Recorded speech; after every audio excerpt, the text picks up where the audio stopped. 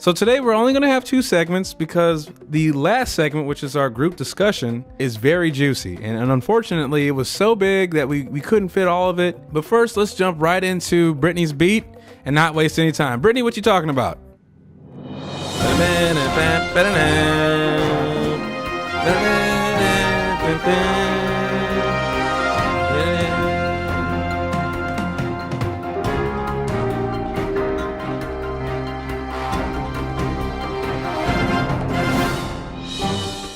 Hey everyone, it's Brittany's Beat, running down some of your top stories in entertainment and pop culture.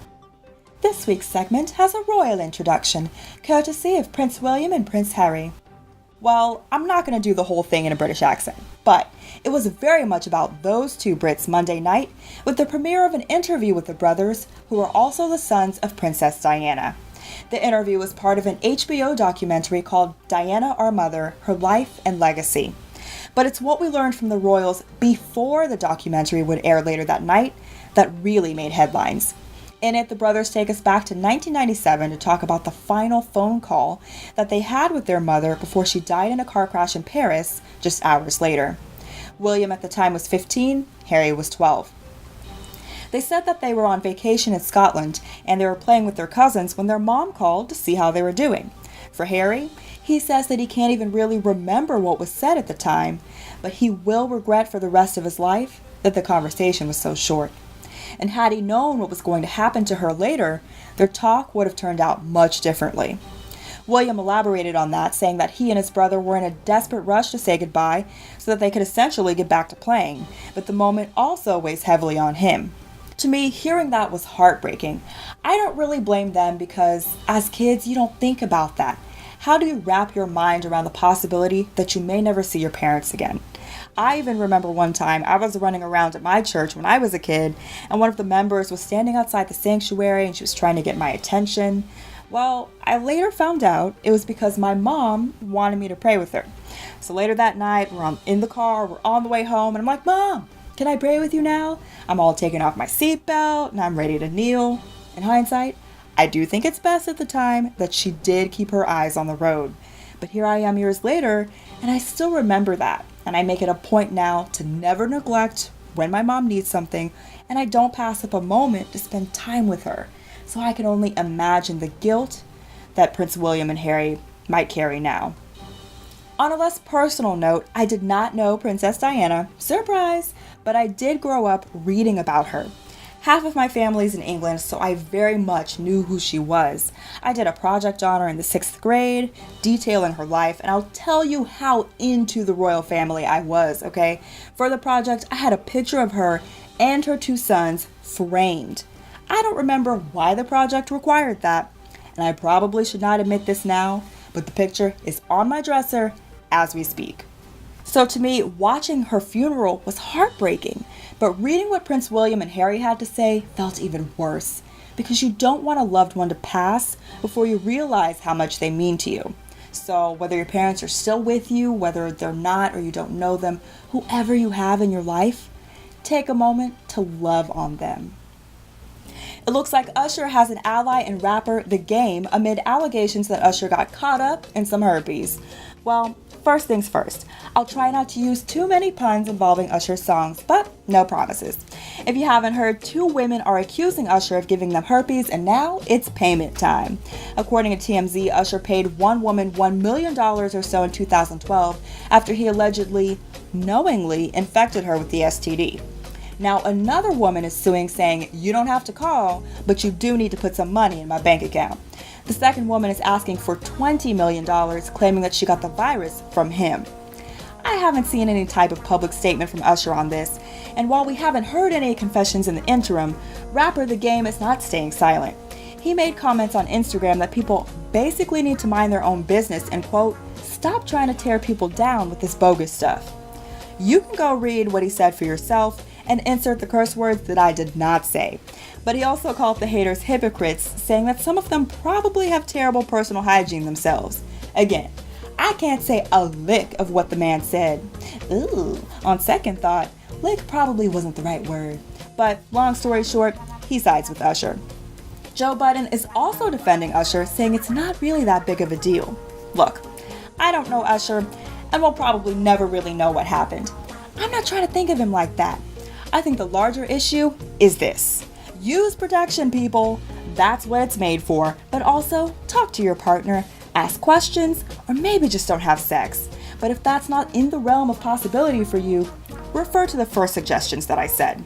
Condoms are available these days, remember those? And you have a choice. If a contraceptive isn't in the equation, your partner doesn't want to use it and you do, then maybe just say no.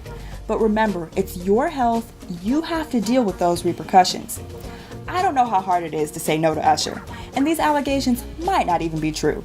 But you gotta look out for yourself, because if you end up running to the doctor every day, then you got it bad.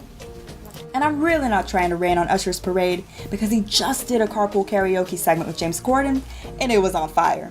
No pun intended. Okay, alright, that's not true. I've got one more left in me. This brings whole new meaning to the phrase, gotta let it burn. There's a hope that's waiting for you in the dark. You should know you're beautiful just the way you are. And you just heard part of the chorus from Scars to You're Beautiful by Alessia Cara. Her song is up for Video of the Year at the MTV Video Music Awards.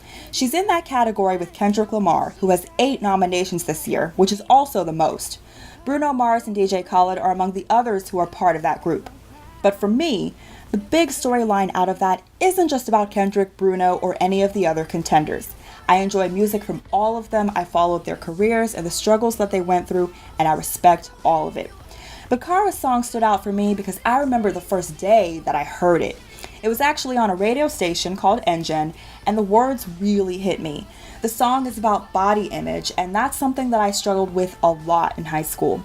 I always was, I still am, thin, but I think it was particularly hard back then because I was teased at the time when all of the other girls were getting curves. So it's like, okay, God, it's me, Brittaney, where's mine? And I felt ashamed for being too skinny.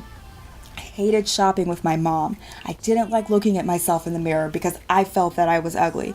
This was also around the time when Christina Aguilera's song Beautiful was out, so I guess it sounds kind of cheesy now, but I didn't know how to deal with that and what other people would say. I would go home and I would listen to that song and I would cry because that's how bad it made me feel. The people saying those things were also supposed to be my friends, so it was like nothing I did was right, and if it wasn't my weight, it was the way that I spoke. Essentially, it felt like, Brittaney, what you're doing is wrong, so who you are as a person is wrong. The next year I realized that I needed to surround myself with different types of people, and that did help me regain confidence. But that doesn't mean from time to time, even today, that it's not something I don't deal with. So when I heard this song, it brought back a tinge of that, and my heart ached for the girls and the boys who are going through it now, for the teenagers, the adults. Low self-esteem doesn't discriminate. If you haven't seen it, Cara's video features all types of people. Cancer survivors, transgender people, folks of different sizes, men, women, even JoJo, the singer who I later researched and found out they've actually done some work together. These people are all telling their stories of the criticism they've endured or the stares they've had just because they look different. But you have to live with you and love you, which, and I'm talking to myself here, is easier said than done. But it was also a reminder to me that you don't need anyone's validation. The next couple of lines of the chorus say that you don't have to change a thing, the world could change its heart. And I don't know, but it gave me a boost of hope, knowing that it's not you that needs to change, it's the negative view from the world that has it wrong. Scars to You're Beautiful is also nominated under the Best Fight Against the System category, which is new this year. You can vote for who you think deserves Video of the Year on MTV's website and tune in to see who wins August 27th when the VMAs air. That's Brittaney's Beat. Stay positive, y'all, and catch you next week.